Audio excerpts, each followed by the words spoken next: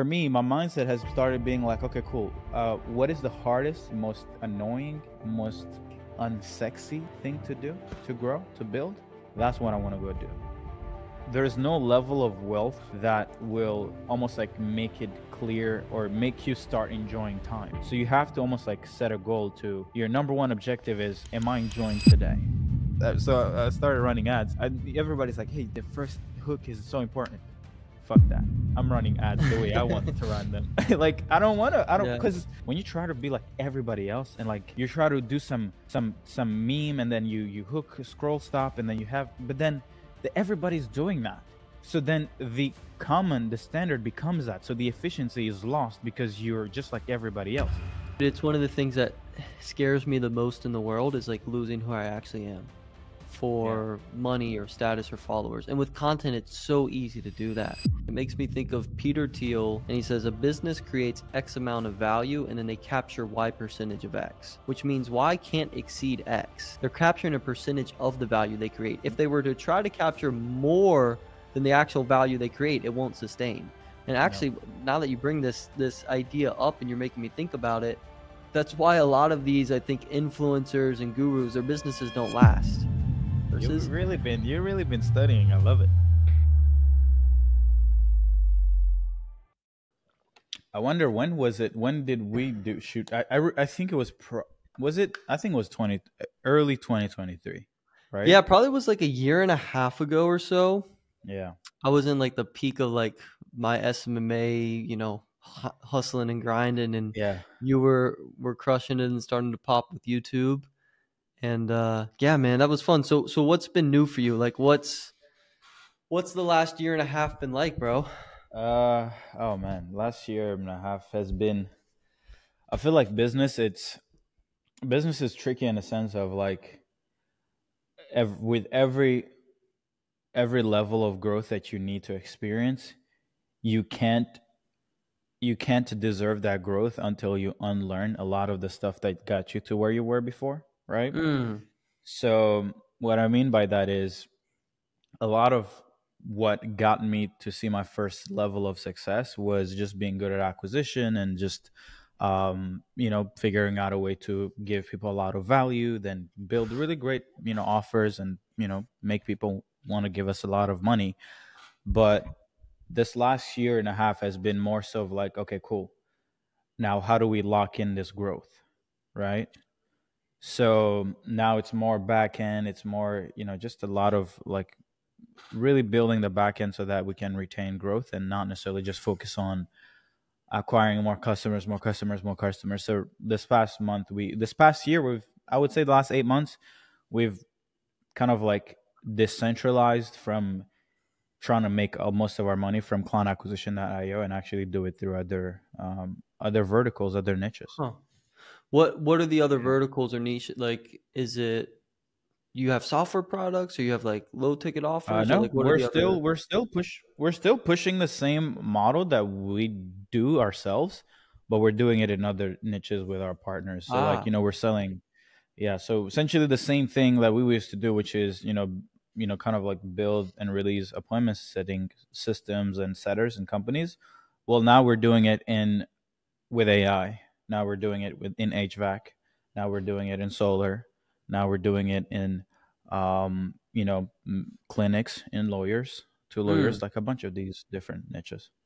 So you started actually running the business model that you were teaching and selling, kind of through part. So we have partners. We have like almost like having a CEO run that, and we just are the support. And we run the playbooks that we just have figured out. So kind of like a portfolio? Kind of, but we don't, but we're not asking for equity. We're just asking for profit share. And, really? And fees and service fees. Huh. Okay.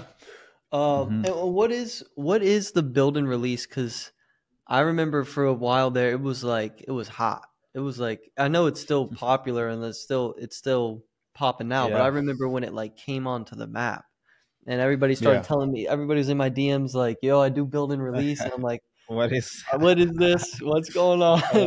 Oh man. So give me kind of the explanation of it, because I think I know, but I also might not. So what is Yeah. build and release So exactly? if I was to summarize it in a sense of like where everyone can understand, is that instead of selling monthly retainers, instead of selling coaching, you're selling implementation, right? If I was to summarize it in this most simplistic way, instead of us coming in and be like, hey, you're going to need to pay me every month.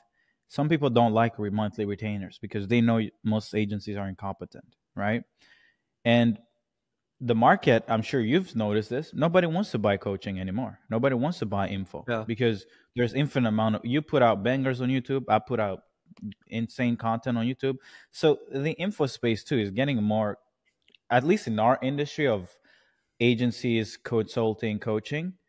If you just stick to selling info, you're fucked. Like Mm, you're not going to win because of people are dropping more value than you have in your paid thing.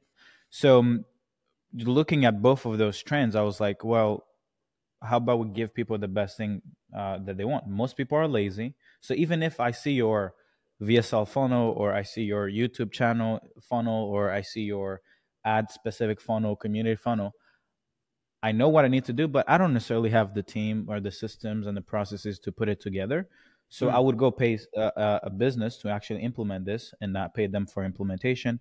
And then but I don't have to keep paying for something that I'm not going to get value from. Now, the reason why I'm pushing this build and release model is because I realize that the value, especially with AI coming out, it's not necessarily about who has the team of media buyers and services. It's about who gets data, right? Now, data from my own internal company, one business, is not valuable. Data from 300 companies running ads, mm, setting, selling, fulfilling, data from 300 businesses is infinitely greater than data from just client acquisition that I or this one person running an agency or this one person running a coaching business, right?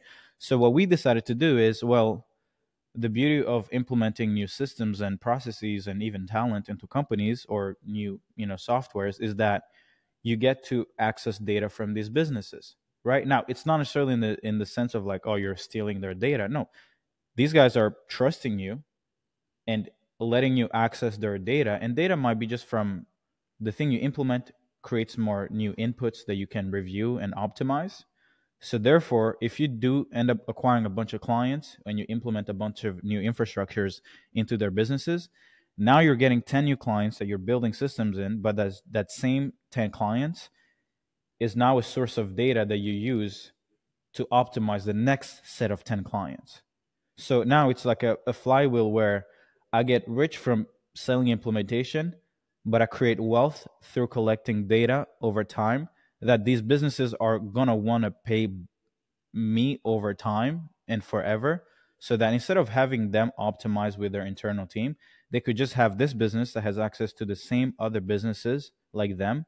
And we're just seeing a lot of iteration faster than any single business.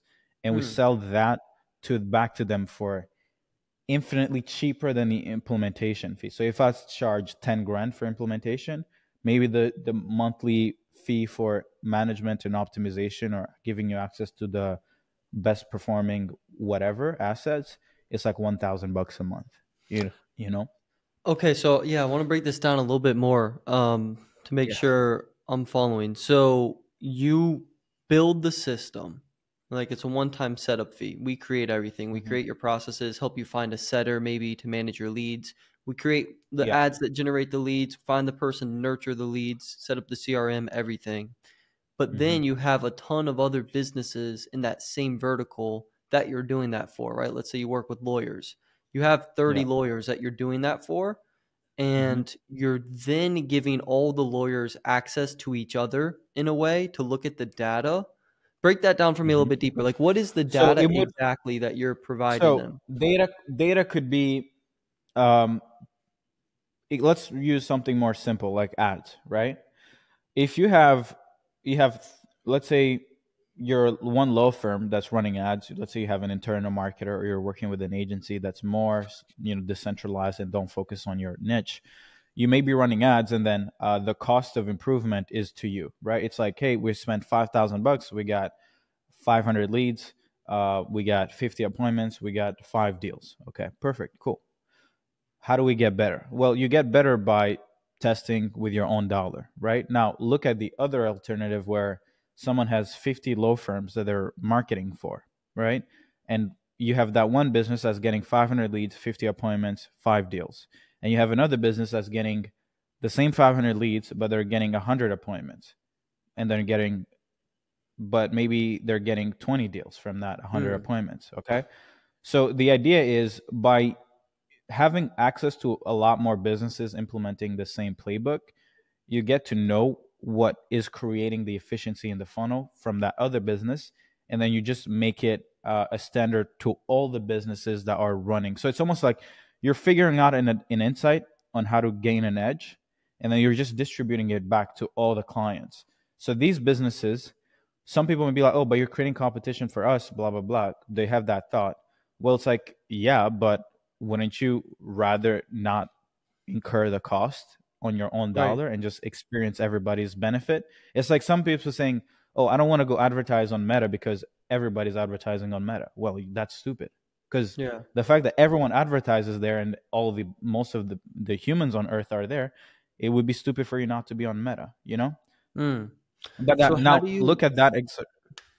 No, go ahead. Look at that exercise, but like go through it through almost every function of the business. Want to know what Thomas Gannett, Jordan Platt, and myself all have in common? Not much. But we all publicly endorse Appointwise.io. And the reason is because this software is completely shaking up the agency space, and it's helping agency owners like the people who watch this channel actually get their clients results and actually stand out in a Red Sea full of agency owners. So if you want to try Appointwise for free, if you've heard me talking about it, just tap the link below this video in the description. You can get a 14-day free trial. You'll also get my course, which is over 25 hours of content, for free, and you'll also get to join an entire community of agency owners with daily coaching calls with 7-figure agency owners for free. It's crazy. We're giving away a ton of stuff just to try to get you to try this dang software. All right, so check it out if you want. The link will be below. Back to the podcast. So you have access to data to improve your lead gen, your cost per lead, let's say, your appointment booking rate, your sales process, etc. How do you actually make that data accessible to all the clients? Is there some sort of like ecosystem where all this data is imported, or like how does one lawyer access like a better lawyer's? You're probably not. You won't. It won't be a typical like software. I think we try to primarily deliver those optimizations through service. Gotcha. Like consulting, content, news, SOPs, things like that. Gotcha. So we're not like, it's not.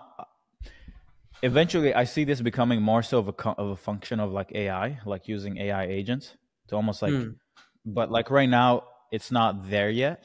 I've seen new platforms. I've been doing a lot of research on trying to find people who are already doing this. I see a lot of people who have built platforms where you can almost like be like, hey, here's my objective with my campaign. And then it gives you suggestions on other things. So maybe eventually, like a year or two from now, we don't need to do it through humans. We can just put all that data back into a machine, and then it just spits back out the most efficient outputs to use when it comes to right? That's somewhat similar to what I was working on last year. I wasn't even really working on it, but it was something I was looking into, was like an AI sort of media buyer, where you could just access a ton of different accounts at a ton of different times, test a ton of different things, and then take back to all the accounts what's working best. And just have like an auto creative maker, auto ad copy tester. Somebody should take that and run with it, because I really think that's a good idea. But I don't want to. But you need a lot of people. You need a lot of clients. I think that's a lot of people don't realize how. It's not just, you can't just be at one agency with like 3 clients and think you're going to build the best AI agent that does anything, right? Yeah, it's very true. That's a really good point. And I think it's one of the biggest things I learned early on is, if you really want to build the best product, you have to get the most data. Like you have to get as many clients as possible so you can figure out Mm-hmm. how to actually build the best product. And it's tough because people don't want to get clients until they feel like they have a great product. And I Yeah. totally get that. So it's kind of this like it's this bullet you got to bite, you know, you just got to bite it and you got to face it. But, um, so Yeah. what about just the rest of your life, bro? Even outside of business, like what's new? Oh, What's new in your life? What's been going on? Are you still in Canada? Like, you got yeah, still in anything new Canada. that you're working on or thinking about or partaking in? Uh, I don't know. I'm trying to get married. Really? Trying to find a wife. I'm tired Yeah. of being You this got any outside. potential? Yeah. No, but I'm putting it out there in the universe. Yeah, yeah, yeah. No, Yeah, no, you just always trying every to like once a settle week you down, man. drop a story about something just like completely All right. unrelated to business and just about like getting females. So, you know, bro, I'm Yeah, gonna keep you in my prayers over here. I'm praying God please sends you pray for me. a nice wifey your way. And no, good. I got a new car. I got the Porsche finally. Nice. I like cars. Um, Mm, and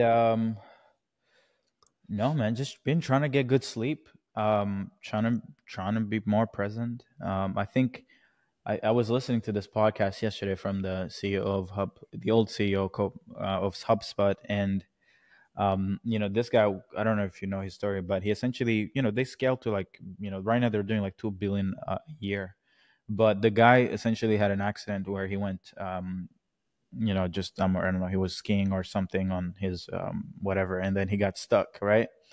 But he got mm, stuck in nowhere in Vermont, where it's like he wasn't with anyone, and like he normally doesn't even bring his phone with him. And but that day he luckily had his phone and was able to contact for people to he was able to call 911 and people found him. But mm. while waiting there, he was like, you know what? I don't want to spend time doing anything that I don't enjoy, right? And what he realized is that because he grew the business from 2 to 20 employees, from 20 to 200, and then from 200 to like right now they have 8,000 employees. And the guy realized that, like, you know what, I don't enjoy running a 1,000 plus employee business. Like, it's actually fucking annoying. So so he was like, you know what, when I'm back, I'm not going to be CEO. And he ended up just stepping down and finding someone to replace him. And he Wow. was like, you know what? The most important thing is just do work on things you enjoy, because money, you get to make a lot of money and you always want to make more money. You never get to a moment where it's like, oh, I don't want to make more money. But the thing is, there's no level of wealth that will almost like make it clear or make you start enjoying time. So you have to almost like set a goal to your number one objective is, am I enjoying today?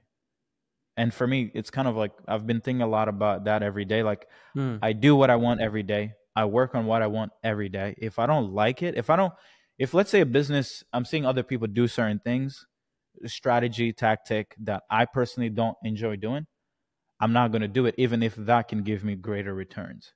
Mm. Because what are we optimizing for? Is it just more money in the bank, or is it, hey, you know what? I enjoyed my life and it was fucking amazing, you know? So, dude, this is so relevant for me. I'm really glad you brought this up. That actually is really helpful for me to hear. Yeah. But at the same time, so here's my challenge, and I'm curious your thoughts on it. Yeah. I want to do what I enjoy, but I also want to do whatever is for the greater good. And I feel Mm-hmm. like sometimes those things aren't perfectly aligned. And the gift that you have, you enjoy it to an extent, but sometimes you have to use it in a way you might not enjoy. And that's where the Yeah. idea of sacrifice comes into play. What are your thoughts on that? What are your thoughts on the balance, the dichotomy between sacrificial action and, you know, enjoying every moment and every opportunity?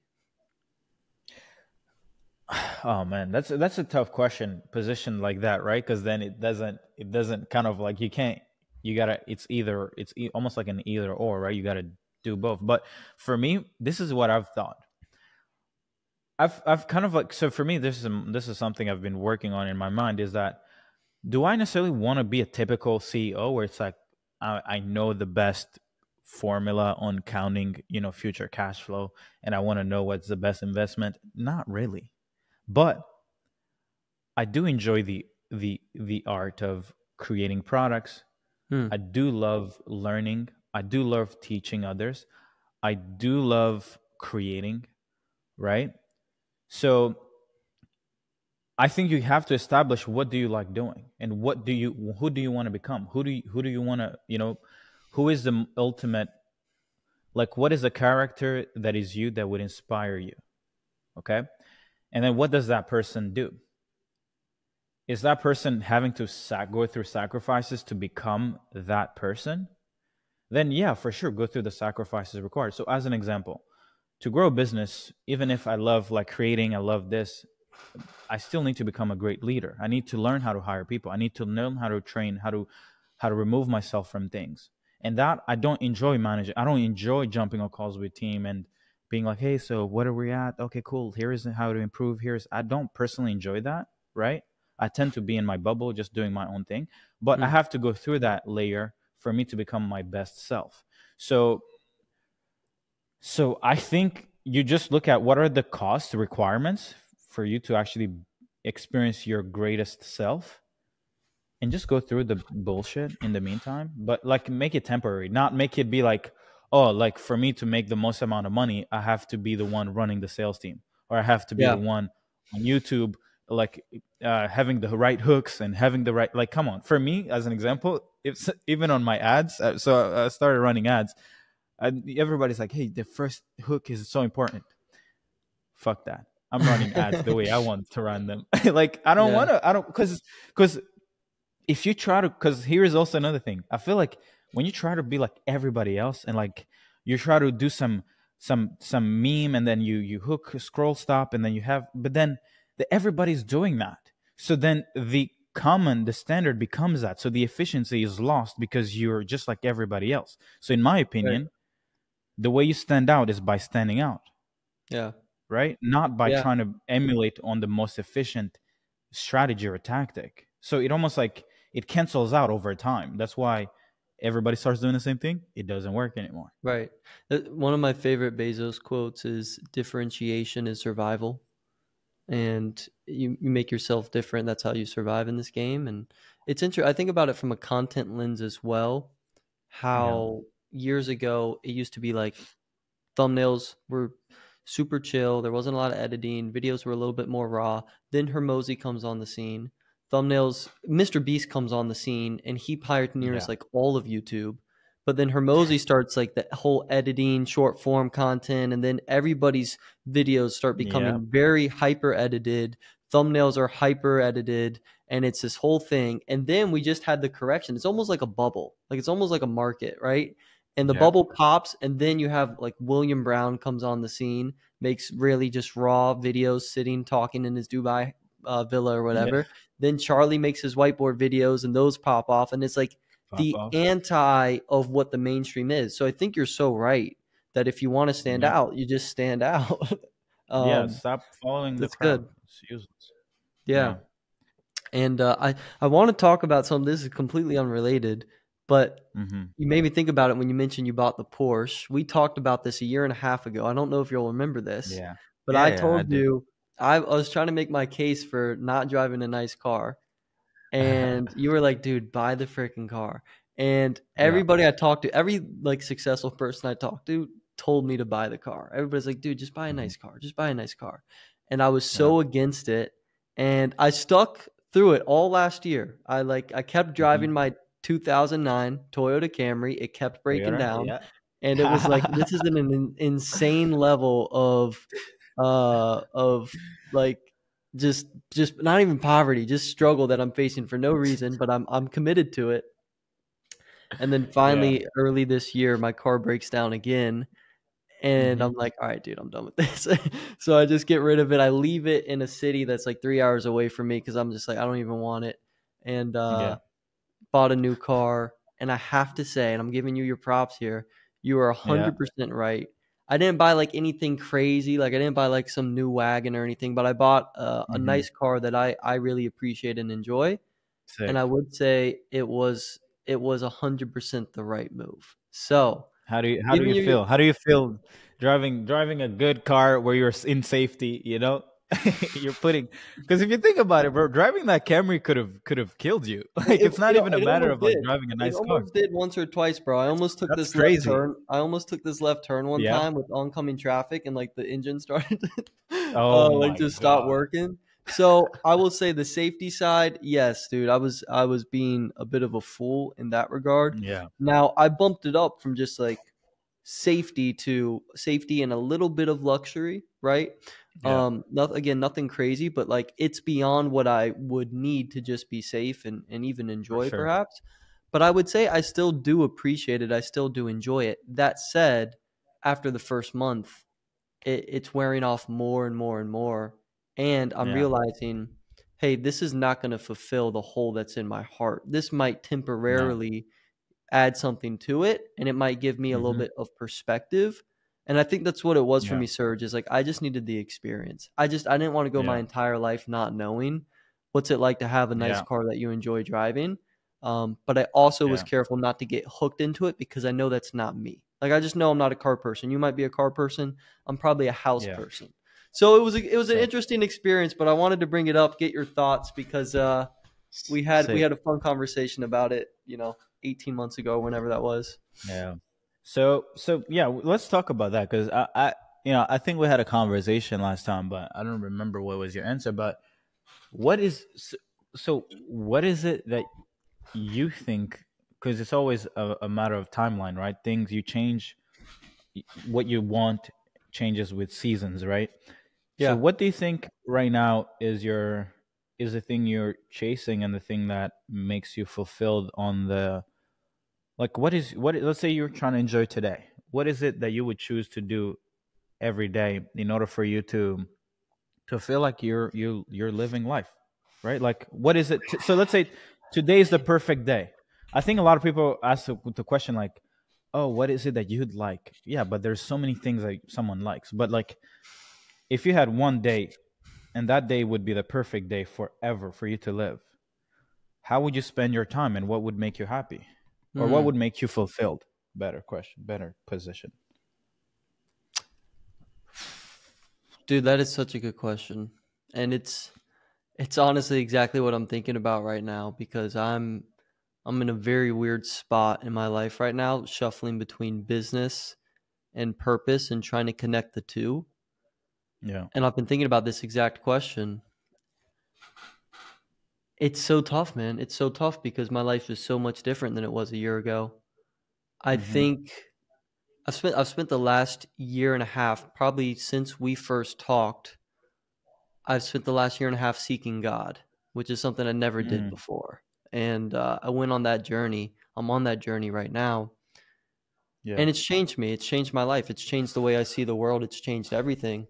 And I would say the best I've ever felt, this will sound really weird to anybody who's not been on this path or doesn't believe in this stuff, which I think when we first talked, I was probably like a pretty big atheist. I think that's where I was at.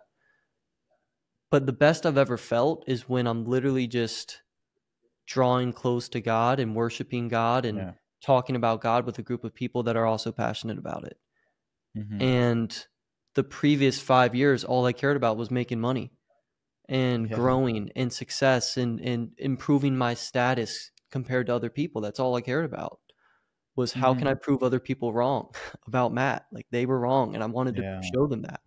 And then I did that and I realized, well, I'm still, I mean, they were wrong about me in some ways, but they're still right about me in some ways. And like, I'm still flawed and like, I'm never going to not be flawed. So there's still Yeah. this hole in my heart. And, I think that led to me seeking truth, which led me to God. I wasn't even seeking God per se. I was seeking truth, and that led me Yeah. to God. And then that changed my life, and that's the best I've ever felt, dude. There's been some nights where I'm like, it feels like I'm high, and like I don't even do drugs, but it feels like Mm. I'm on like I don't know, like some crazy drug or Just you're something. just you're just experiencing bliss. Quick question. Yeah. Mhm. Does so I'm my family's, I mean my uncle, my aunt, like priest, Nice. they're all like religious as like crazy, right? Yeah. I I don't practice as much, but I would, consider myself a Christian. Um, like I don't. What I mean by practice, I'm like I don't go to church every Sunday, right? Like I'm not super consistent. But I want to ask you a question. Does Yeah. has finding God and finding someone that you can almost like, because here's my perspective, and I want to share my perspective and ask you if this is the same kind of thing that you felt.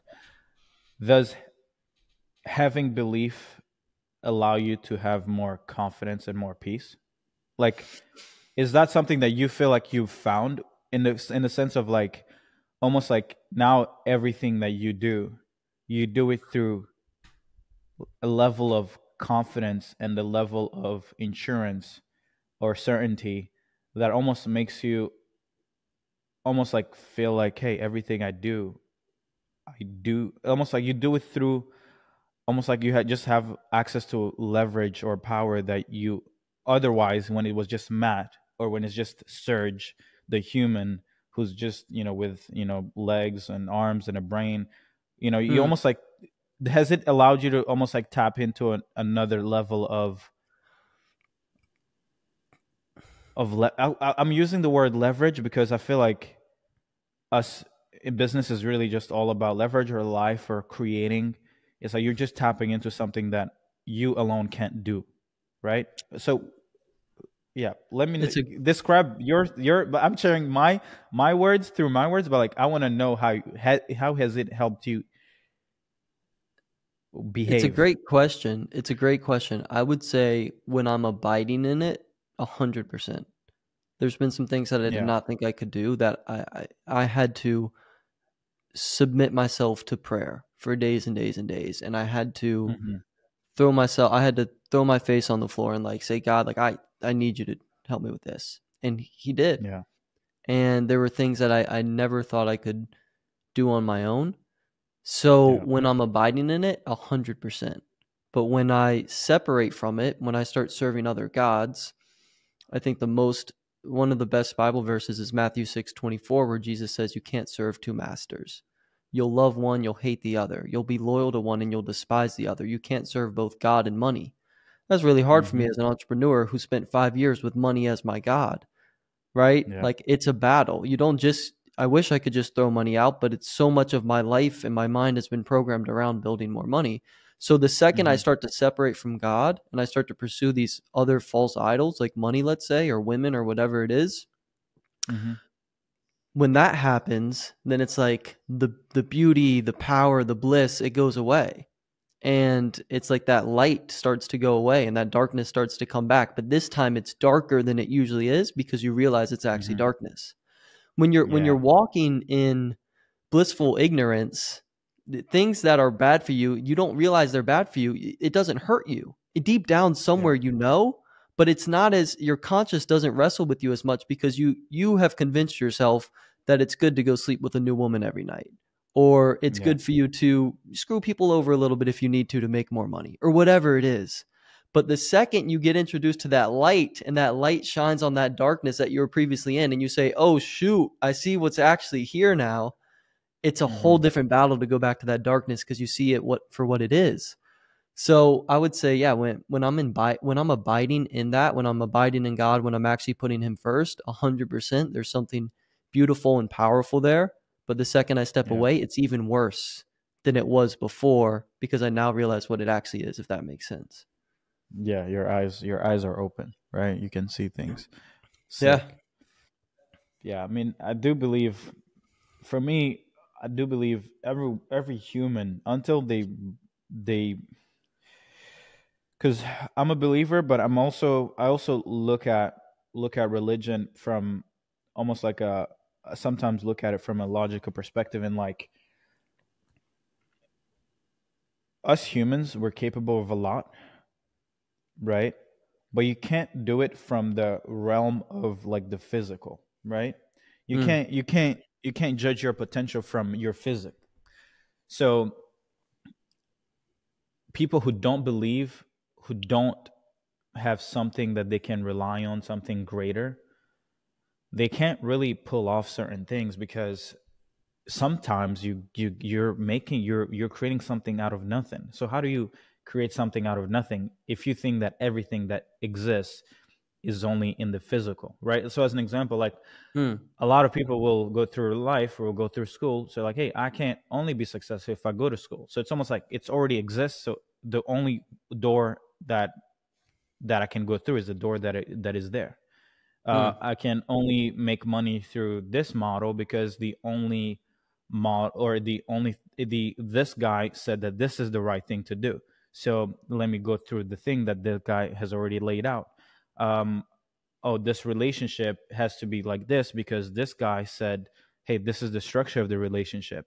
Or you can only, grow muscles through this because this is the right way, right? So it's almost like people are just in a box in every single layer, but you can't get out of the box unless you realize that, like, until you disassociate that everything that exists eventually didn't exist, right? But like, how do Hmm. you go That's through that deep. shift in mindset if you don't believe that there is something greater, a greater source, a greater power that Yeah, that's one of the challenges with the worldview of materialism, which is everything is material, and yeah, there's only what we can actually see and touch, and anything outside of that, consciousness, for example, is just a result of material processes happening in our brain. So thoughts aren't hmm even really real things, right? It's a whole it's a bizarre it's a bizarre perspective, although I understand why people hold it. But if you bring up yeah, a such a deep point, dude, that was some like sage deep advice right there, which is you're if I'm understanding you correctly, you're talking about how you with faith in the unseen, and that's what the Bible says.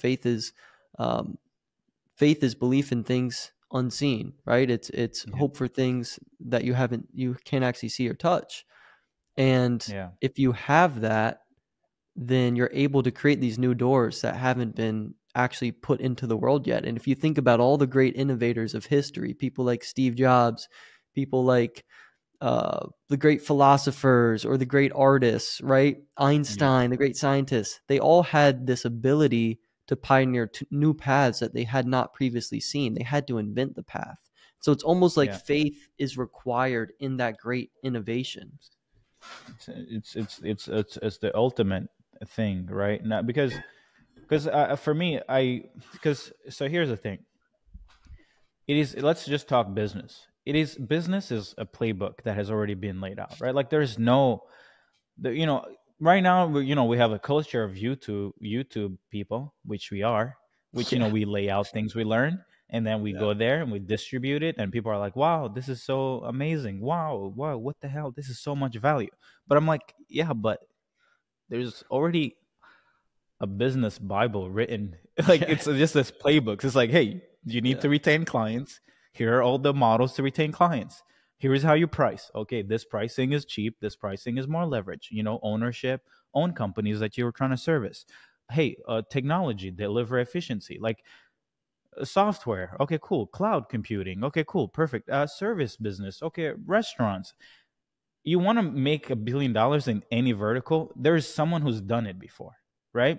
Mm. So so so for me, I'm like, I don't want to just be someone who's just spent a lot more time reading books, or spent more time listening to podcasts, or spent more time um just regurgitating or recreating something that has already been laid out and make it seem like it's magic.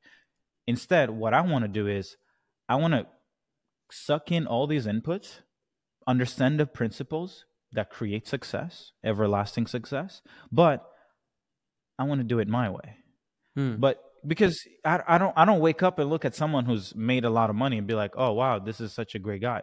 But there are a few people who end up creating great wealth, but then they do it in their way. And then it's just, you look at them and you put them on a pedestal, not because they made money, but because they made money being themselves, right? Mm. And that to me is ultimate success, because I've seen what can happen when you start gaining a following and you start pulling back on who you are, because you're like, oh, people need to see me like this if they're going to keep Right. working with me.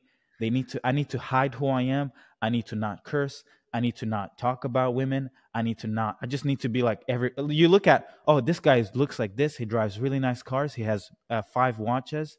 He lives in penthouses. He has a house in Dubai. He has this. Okay, you know what?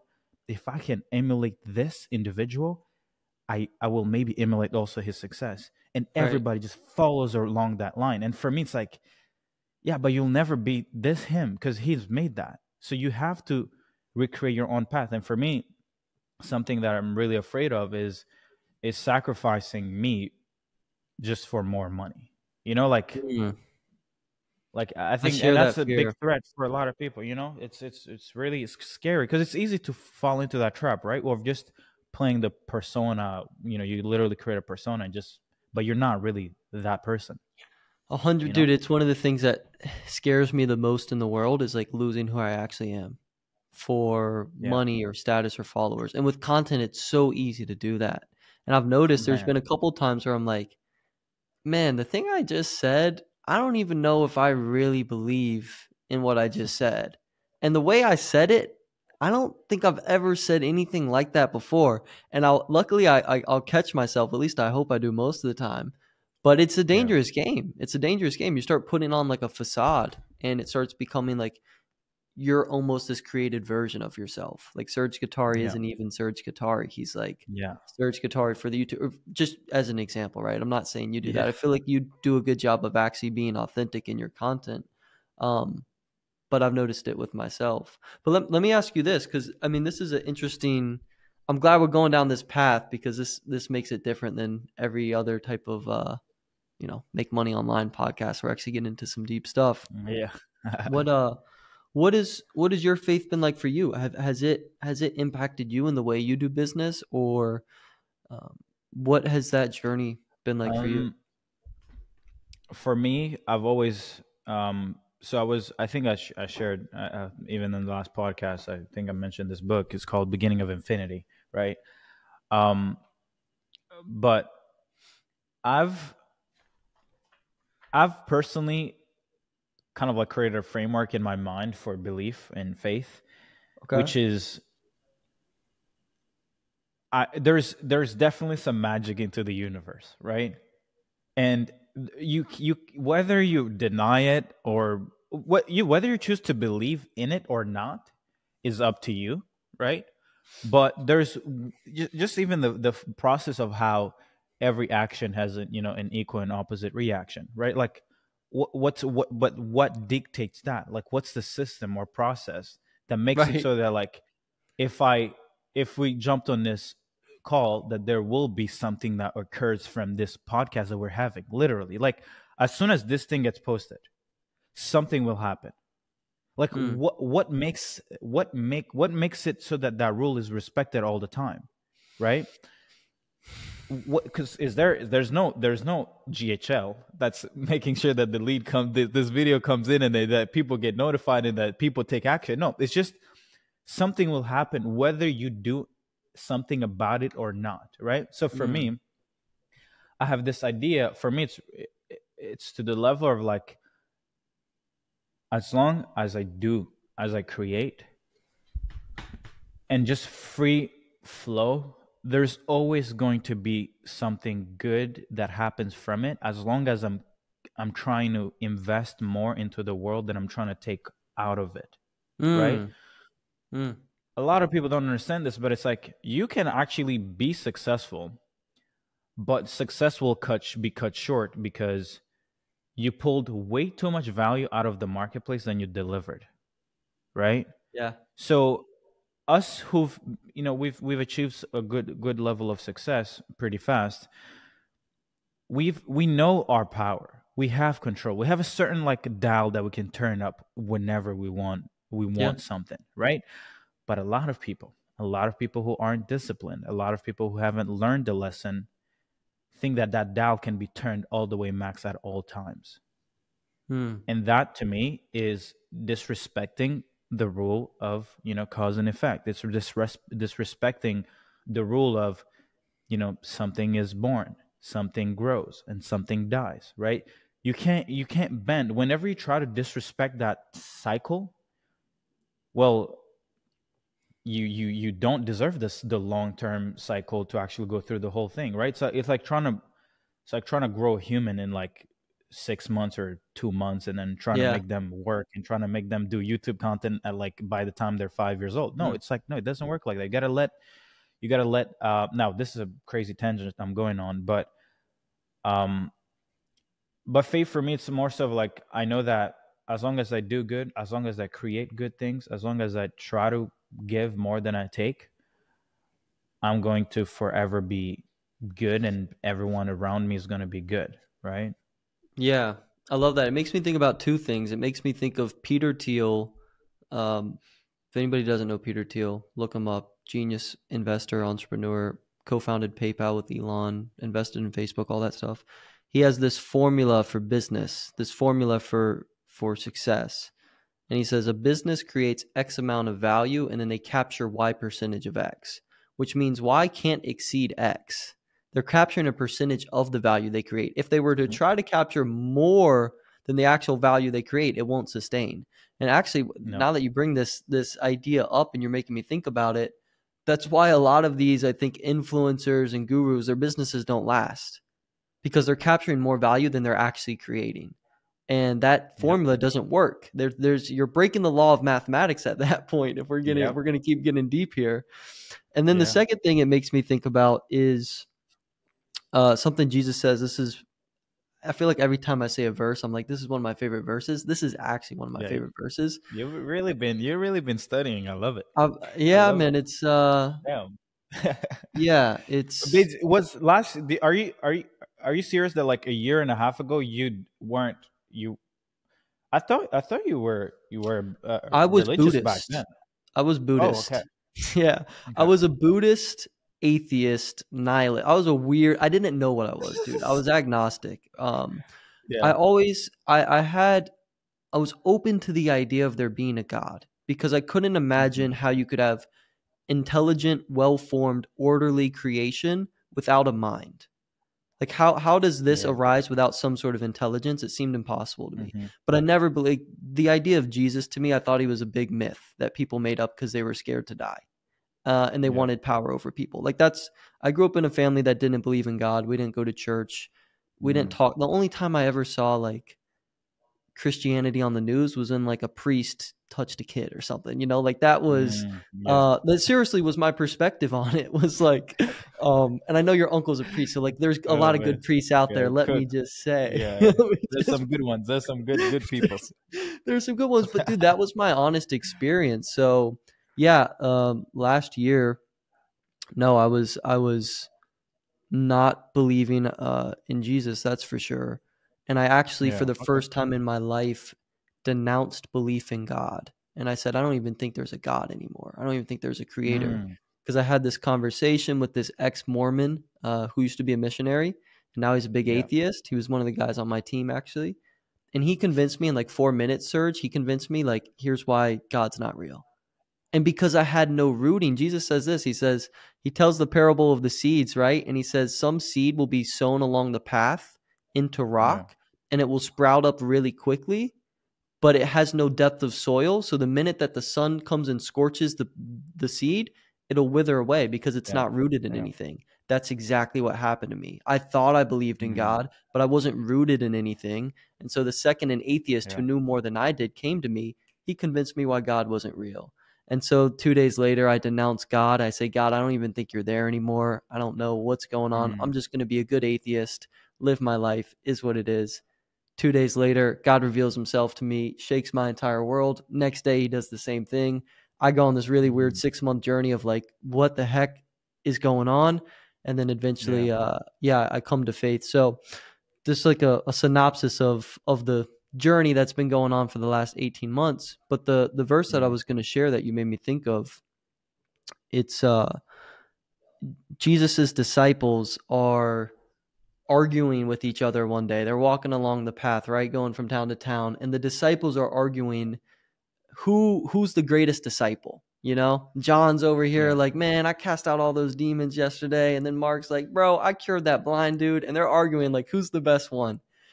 And Jesus comes to them and he says, whoever amongst you wants to be greatest has to become a servant of all. And whoever wants to be first must become a slave to all, just as the Son of Man came Mm. not to be served, but to serve. the Son of Man, referencing himself. He's like, dude, I'm God incarnate, and I came here not to be served, but to serve. Like, God came in the world to serve other people. That was his Yeah. entire purpose. And so hearing what you said, I think it's such a core principle.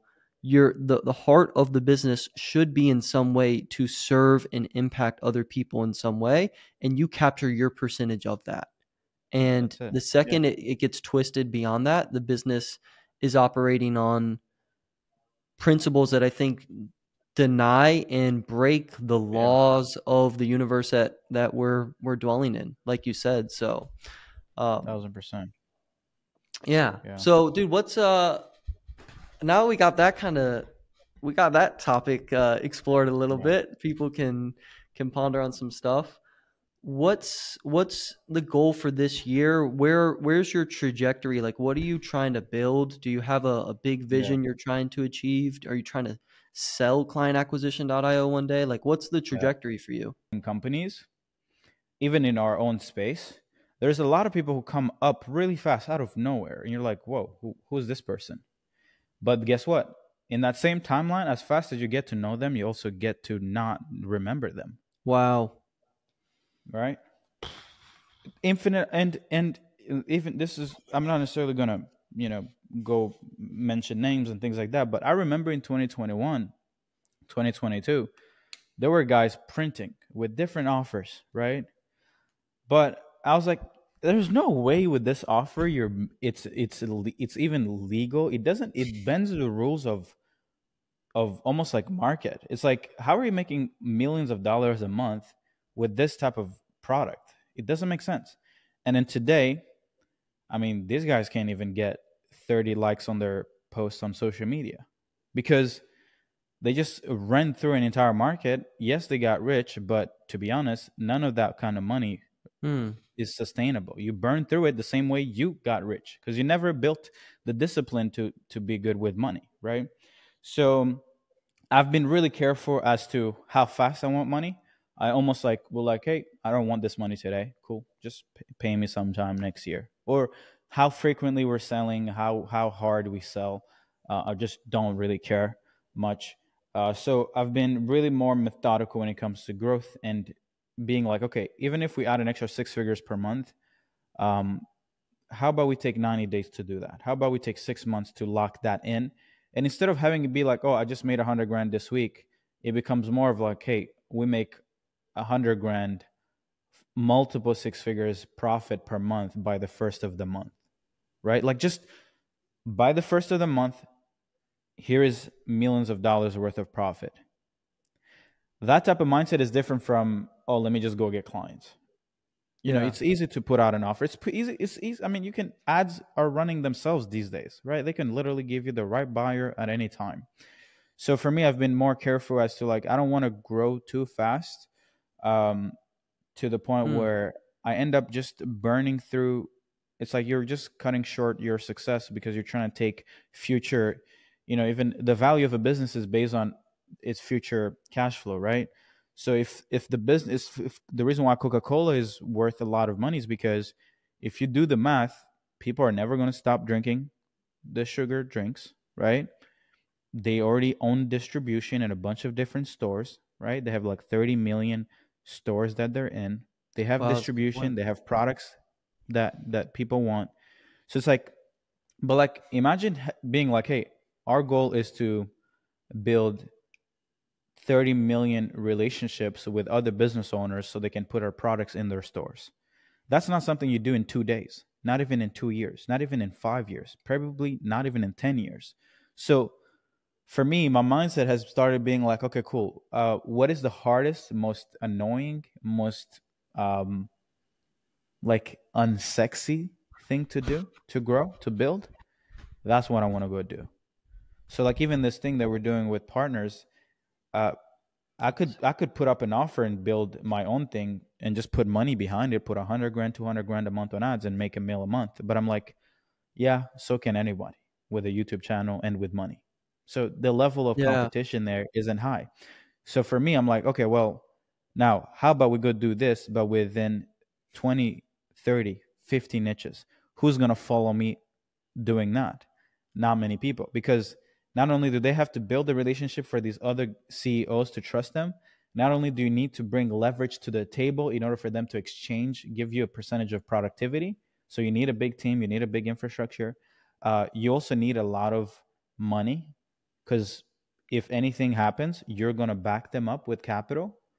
So now it's like I'm checking off the list by looking at what's hard, what's hard, what's hard, what's hard.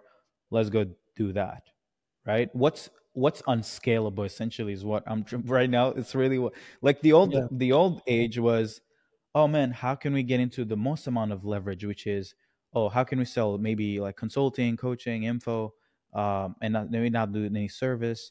How can we just charge a lot of money up front and not do none? Now it's like, oh, you know, here's free information. If you want more information, it's $49 a week. But I actually want to do the unscalable for you in exchange of, you know, of a piece of what we build, not necessarily. So like anyway, so my goal right now is to build slow and to grow depth, not necessarily grow just, you know, like the tree you said, which is just, Interesting. yeah. That's really interesting. So yeah, it sounds like you're seeking scalability, or rather sustainability, Du- yeah, sustainability, exactly. right? Sustainability, yeah, Which durability, and people just, don't you know, talk about enough. We know, no, like nobody talks about sustainability. It's all how do you make as much as you quickly can. And yeah, I love fast, yeah, the the Chamath quote there, which is however long it takes to get to the top is how long it will take to get to the bottom. yeah, I know that's true. I know that's true. I've seen it in different businesses. yep, And it goes back kind of to that depth of soil. Like if you're not rooted in anything, you're gonna wither away the second you get scorched. fast. It's so So bad, man. It's so bad. yeah, it And maybe if is. I, you know, I know you get this, and I'd love to get your perspective, but sustainability is built from acquiring the best minds. Yeah. Like people is the answer. I think a Yes. lot of people just don't understand this, but it's like for me, I've started. I look at I look at other people. The only person I look at, I'm like, holy shit, this person is good. It's not necessarily based on them being good. It's like I look around them. I look at Yep. how is their team. Like for Yep. me right now, I've tried working with agencies before, but the moment I know if I'm gonna stay with them or keep buying their product is who's who are the next 10 people around them in their business. If I know that Yeah. they're average players, I'm like, yeah, let's just move on. Like I can't even work with you because I don't think you even know what you're doing, you Yeah. know? That's such a good point. And it's one of those things that's like everybody, they're like, oh, of course, I know that. Like, yeah, you want to build a good company, get the best people. I mean, I wasn't going to get the worst people, sure. But it's Yeah. like, it's one thing to know it, it's another thing to deeply understand it as a core principle to how you operate. And like to where Really it hard. is a undeniable rule that you must follow at all times no matter what. Like that's what it should be. It shouldn't just be something you kind of know and think about. Yeah, let's hire a good person. Well, yeah, you're not going to hire a bad person, but it's like how ruthless and unwavering are you around the idea of getting the absolute best butts in the right seats? And that's what it is. It's like Yeah. get the right butts in the right seats. That's a CEO's job. Um, Yeah. and something I learned from, I mean, I've learned this from studying and reading, but I learned it specifically, like I saw it when I went to visit Iman earlier this year, um, Yeah. because I realized that, like, and I said this in the video recap I made, like, he's a smart dude. He's got his own, like, he clearly has gotten where he is for a reason. But the thing I was so impressed with was his team. They were just so focused. They were so hardworking. They were going above and beyond. They had such a Yeah. good energy and culture. And I was just like, that's it. That's the reason that what we see as Iman Ghazi, what has all this subscribers and has made all this money, the Yeah. foundation again is that people that he's gotten to join Team. him on the mission. So Yeah. that's a really good reminder, for everybody. I'm glad you mentioned that topic. There Yeah. was something else I wanted to dive into on that, but I can't remember. Can't remember what it was. Yeah. But maybe while you remember, what are you working on? Because you know we haven't caught up since our last pod, or Yeah. What are you working on? So, because I know, I know you were, you were, running the agency with your partners, but Yeah. but I, and we also invited you in our community to do the Q&A, which was great. Yeah. Um, but I wanna ask you a quick question. Let me know, how has it been, because you kind of like were in like multiple businesses, right? Kind of. It Yeah. wasn't I mean, kind of, right? kind But of. are you well, it was like multi were you guys running, like, walk me through, what have you been doing on the business side? Like, are you what yeah, Yeah. what are you how are you allocate your time? Dude, it is going to be incredibly uh uninspiring and unsexy to be, because to be quite honest, like it's been a very weird season. So we had the agencies. We built the real Yeah. estate marketing agency to like 300K a month. We tried Hmm. to sell it. We got into we got a really good offer right off the bat. We got a multi seven figure offer. We only ran it for a year, so we were like sick. Yeah. Went through a 10-month due diligence process. The guy never came up with the money. Just I made like every mistake you could think of a first time business seller like we made. Um, Yeah. and we never actually got the deal to go through. And by the end of the 10 months, we were completely stepped out of the business because we were like, this thing's about to be sold. So I'm gone. I'm Nice. on to like new things. And then he's like, Yeah. oh, by the way, I can't buy your multi-million dollar company. I don't have the money. So now I'm like, well, who's going to run this thing? Because That's I was crazy. so mentally separated from that Yeah. idea of being a part of that business that at that point it was just like, dude, we can try to sell it again, or we can just kind of like hand it off to somebody. It was like I had to make a decision of what do I value more in this season? Do I value cash flow and money, or do I value my Hmm. peace of mind and my freedom? And it was so Yeah. hard because I so badly wanted the money. Like we had one of our best months I ever know. this Yeah. January, and then the next month we decided to just hand it over to somebody. And I just Mm. and it was a sacrifice that I had to make of like, hey, Yeah. less money, more peace, more freedom. And I think it Hmm. was a worthwhile sacrifice. I know it was, because I'd be miserable if I was still running that business. I didn't have any passion for Yeah. it.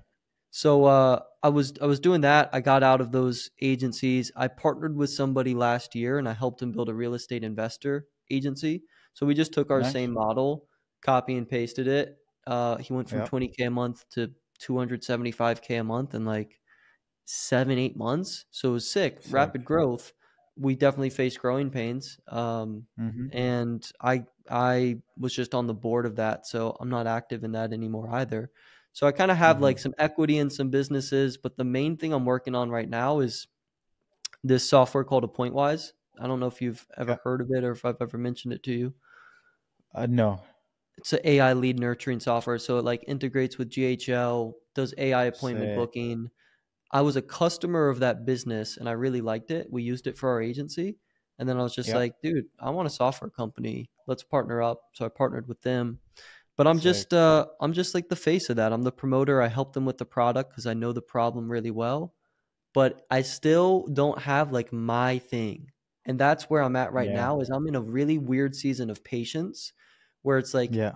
I want to force it. I want to just like fight my way through and just build Yeah. something that Yeah. isn't actually being asked of me.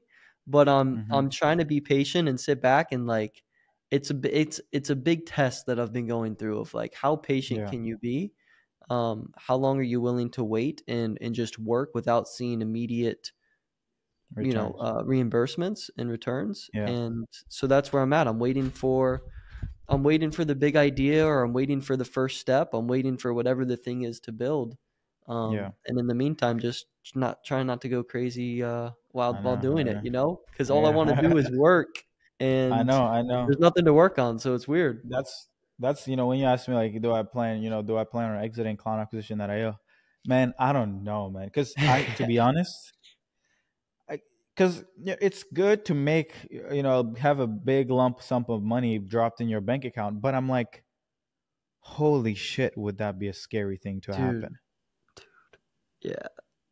Because I don't know if do you watch what do you Jordan do? Welch at What do you all? do tomorrow? What the fuck? Bro, I'll be cooked.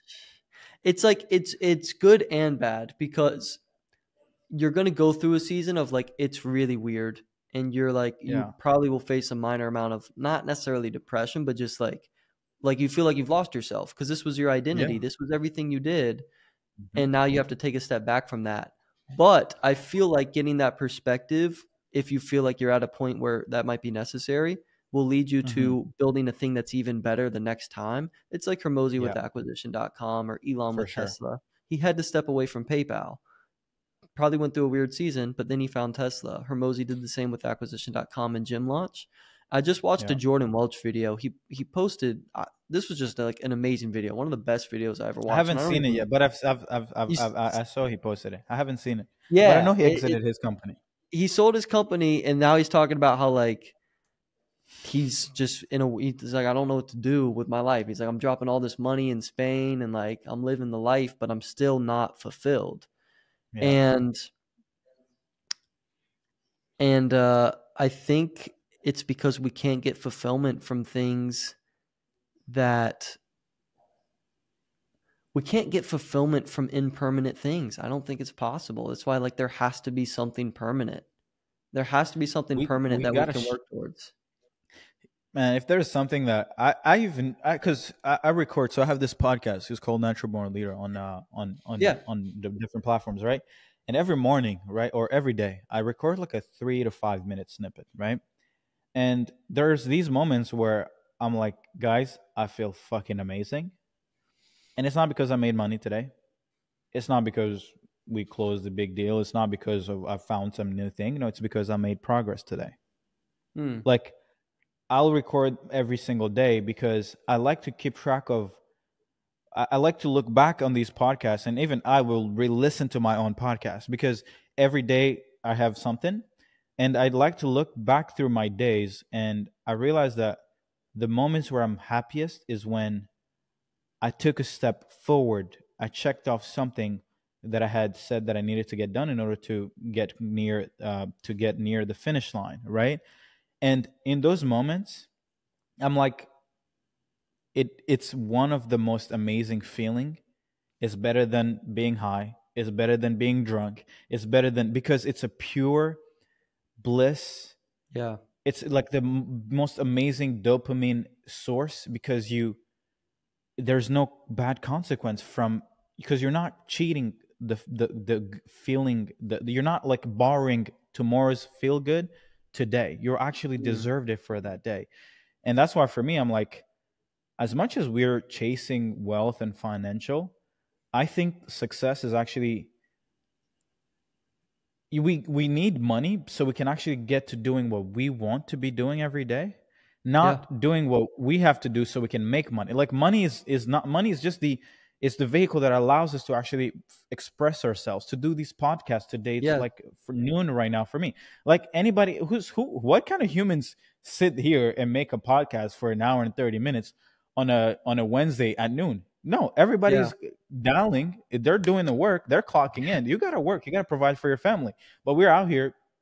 I woke up this morning. I wrote an email, and I jumped on here on this podcast. Yeah. After this, I'm gonna jump on another client call, and then I'm Yeah. gonna go for brunch with new team members that we're hiring. I'm like, fuck. This is what I want to do every day. Yeah. But I wouldn't be able to do this unless I created the machine that produces cash flow so that I can get to do what I want. So I don't see the point of stopping or exiting Hmm. for more money because no, I like to be in the trenches, even though it's not the smartest thing to still be in the trenches and writing emails as a CEO, but it's so to whose rule, like to whose I'm doing me. I like I me, think that's so important, dude. It's one of the biggest things I'm taking away from you in this conversation is it goes back to what we talked about. You were the person who told me about mimetic desire in our first conversation. Yeah. And there's a real value to, I still think about that to this day. There's a real value to eliminating that mimetic desire, just the desires that are programmed into you because other people that you respect desire them, Oh right? man, it's deep. Like the Hermosi thing. This was me last year. I was like, I want to build $100 million portfolio. I don't know if I actually wanted to build. I don't think I did. I don't think I really wanted to build $100 million No one portfolio. really. Yeah. I simply I respected Hermosi, and I thought what he was doing was cool, and I Yeah. figured I would want to do the same thing, but I didn't actually. And so what I love about you and the way you're running your life is you're doing it in an authentic manner. You're just being Serge. Yeah. And I have a lot of respect for that. I think it's a really rare character trait in this world of copycats. So I hope people will feel that and take that away from Yeah. this conversation. Um, and yeah, man, yeah, I respect that. And I'm glad you're enjoying it Yeah. because shoot, dude, the trenches ain't for everybody, bro. Nope. They ain't for Nope. everybody. Nope. No, but it's scary, man. Especially this copycat world that we're living in, and for me, it's like gives me the ick because I can tell Yeah. when people literally have no foundation. Like I don't some people. I've been looking at some. I've even man, ever since Hormozy built this portfolio, it's like now every single online person is like, hey, I want to get into private equity. I want to own companies. I'm like, since when? Yeah. It's not like private equity was founded by Hormozy. Like private Right. equity has been around. People have made billions and billions and billions. People He's have gotten just rich mimicking way before. another a guy that he looks up to. He's just Right? mimicking Charlie Munger. Like it's just another So mimetic. it's and then for me, it's like, man, imagine you go through life and all you did was just become another copycat, like Munger or Charlie point two or Hormozy point two. No, there will only be one Hormozy. There will only be one Buffett. If you become another Buffett investor, like nobody's gonna know you, nobody's gonna respect you, nobody's gonna follow you. You're not worth following. So, for me, I pray every day that like I find nice things that I like. I can invest and do things that I like. Even even services, sell things that don't scale. Do whatever. These podcasts that you've been doing. I'm sure everybody could be doing podcasts, but like you've been consistent at it, and I actually think it's probably because it's part of your character to love doing these. It's not. I don't Yeah. think you're doing them necessarily for reach or this. I generally think even from having conversations because I've done podcasts before where it's just more like question, question, question. But it's like from this, it's just like we're having a conversation. So Yeah. I love talking. So it's like it's part of you. And then when people think of you or when they think of your brand, they also relate to these podcasts and which recreates more of your brand. Mm. So just find everybody needs to find their own lane. That is, I think that's what I was going to go to next. That's the most important thing is finding something that you're able to be authentically passionate about, sustainably passionate about. Like that's the game. If you can find that thing that feels like play to you and feels like work to everybody else, that's Yeah. it. And I thought that was just building businesses for me. And I think in a sense, it felt like play at times, but it also really felt Yeah. like work once they were built. So I Yeah. realized I have to go a little bit deeper and I have to tap into more of that creativity, that curiosity, that natural inclination and desire to actually do it sustainably. Because Yeah. building real estate marketing agencies, the component of that I loved was building the business. Everything else, the real And not. estate, the marketing, the Yeah. agency, that I didn't like. So I realized I got to go deeper and there's like levels to passion, right? So, Hmm. bro, this was a great conversation, just like the last one. And Yeah. it's actually re-sparked my kind of excitement to keep doing more pods because quite Yeah. frankly, internet money pods can be hit or miss and very I shallow, know. but I know. this I was know. actually a really enlightening and exciting conversation. So thanks for coming on, dude. Yeah. Any Of final course. thoughts or things on your end at all that you want to talk about or share? No, man. Just I would just recommend everyone watching this to to try to do something with their life. Yeah. Just do it. Just make your life worth it. I always think about like how life is like.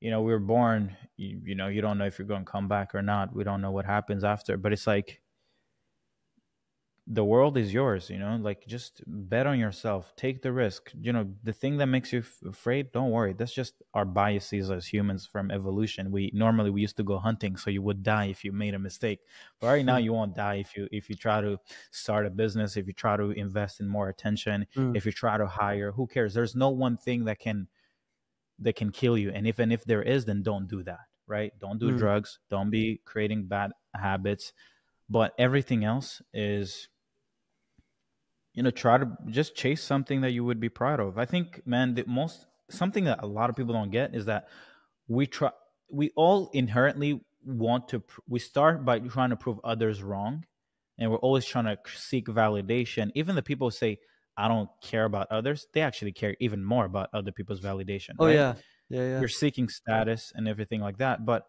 I've realized that accept that you want validation from others, but the purest and the most ultimate form of validation is when you're proud of yourself. Like when you mm, go to bed and you're like, you know, I'm him or I'm her, and you're proud, you're genuinely proud because you went through so much shit and that tested you and that made you grow. Like at the end of the day, as long as we finish through life and we're proud of who we became, that's success. Like it doesn't matter how much money you make, it doesn't matter how much money you have in the bank account. It does no, it's like, are you setting a mission and are you going after it and are you growing? And if you feel proud at the end of today, let's go. Let's go again tomorrow. Let's go again tomorrow, the 100%. day after, you know? I But that's it. agree. Yeah, I love that. I think that's such a good way to end. Um, I'm trying to find a better word than proud there, and it's actually been really tough for me because Hmm. like it does seem like almost being proud of who you are is, but I feel like there's something deeper there because I almost wonder if pride's actually the right answer, right? It's if it's the right word to Yeah. describe that. Maybe it's fulfillment or maybe whatever it is. It's What you're getting fulfillment. at, I think you're spot on. It might even be just be content, you know, like Yeah, just be like, you know what? Because man, until you're good with yourself internally, there's no amount of external whatever add, you know, change the thing, whatever. It could be success, it could be relationships, it could be mm, cars, it could be whatever. mm, There's nothing that's going to fill in that gap. That's like, so I, and for me, from having gone through and having achieved things that I set out to achieve, I've had moments where I'm like, wow, what the hell have you just done? Like, this is insane. And that's one of the purest feelings and states that you could be in. And from there comes so much more abundance of creativity. yeah. And yeah, everybody should aim to do some hard things, and you know, from there create whatever they want to experience, you know. I love it. I love it, dude. It's Yeah. a great conversation as always, and we'll have to, the next time we run it back. It's got to be in person, bro. We got to do an Yeah, actual in that's what person one. I was about to say. That I was like, yeah, we should link up in person and, you know, just 100%. shoot bangers and also just catch up in person. I think in person is always, even if it's not for a pod, but just meeting in person is just so much more. It's next level, bro. Um, You're welcome to yeah, North Carolina anytime. If you're ever coming to the let's East Coast go. of the United States, you got a spot here, Love it. and You you're let still me in know. You let Canada, me know. right? You send me the address, and then I I'll got come you, through. bro. I got you. Well, dude, it's a Yeah, pleasure, guys. Check out Serge. His stuff will be linked below, and go out there and do something you actually enjoy that makes the world a better place, man. That's my takeaway from yeah. this. I'll see y'all Let's in the go. next one.